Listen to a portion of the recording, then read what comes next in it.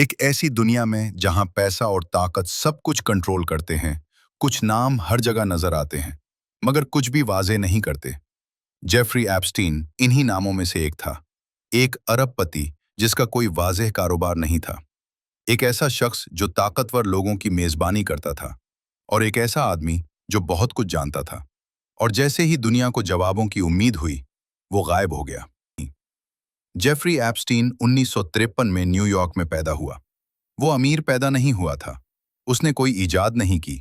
वो किसी मशहूर कंपनी का मालिक नहीं था।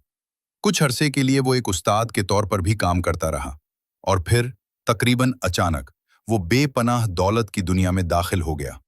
निजी महल, निजी तैयारे, एक निजी जजीरा। लोग बार बार एक ही सवाल पूछते रहे, ये सारा पैसा कहाँ से आया? मगर कभी कोई वाज़ेह जवाब नहीं मिला। एप्स्टीन इस चीज के लिए मशहूर नहीं था जो उसके पास थी। वो इस वजह से मशहूर था कि वो किन लोगों को जानता था। सियासतदान, अरबपति लोग, मशहूर शख्सियात, शाही खानदानों से ताल्लुकात। इसके निजी जहाज को एक खौफनाक नाम दिया गया, लोलिता एक्सप्रेस। इसके घर सिर्फ रहने की जगह नहीं थे। लोग आते जाते रहे। फ्लाइट लॉग्स में नाम जाहिर होते गए, तस्वीर सामने आती रहीं, और आहिस्ता आहिस्ता खामोशी से एक नक्शा बनता चला गया। 2008 में जेफरी एप्स्टीन को नाबालिगों से मुताल्लिक जराइम के इल्जाम में गिरफ्तार किया गया। मगर इससे भी ज्यादा हैरानकुन वो था जो उसके बाद हुआ। एक खुफिया प्ले डील, बहुत कम जेल की सजा, काम पर जाने की इजाजत। जब मुतासरीन बोल रहे थे, सिस्टम सरगोशी करता नजर आया। और बरसों तक एप्स्टीन आजाद घूमता रहा। 10 साल से ज्यादा अरसे तक कहानियां दबी रहीं।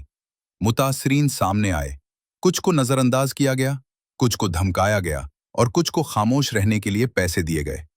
एप्स्टीन ऐशो इशरत की जिंदगी जीता रहा। फिर आया 2019, और वो साल सब कुछ बदल गया। जेफरी एप्स्टीन को दोबारा गिरफ्तार किया गया। इस बार इल्जामात संगीन थे, और दुनिया भर की नजरें इसी पर थीं। पहली बार ऐसा लगा कि शायद अब वो बोलेगा। दुनिया इंतजार करती रही। एप्स्टीन को न्यूयॉर्क की एक हाई सिक्योरिटी जेल में रखा गया, और फिर 10 अगस्त 2019 को वो अपनी कोठरी में मुर्दा पाया गया। सरकारी फैसला, खुदकुशी। मगर फौरन ही सवालात की बारिश शुरू हो गई। कैमरे काम नहीं कर रहे थे। गार्ड्स के सो जाने की इत्तलात आईं। एप्स्टीन को सुसाइड वॉच से हटा दिया गया था। बहुत सारी नाकामियां एक साथ। और सबसे अहम सवाल, जेफरी एप्स्टीन असल में किसके लिए काम कर रहा था?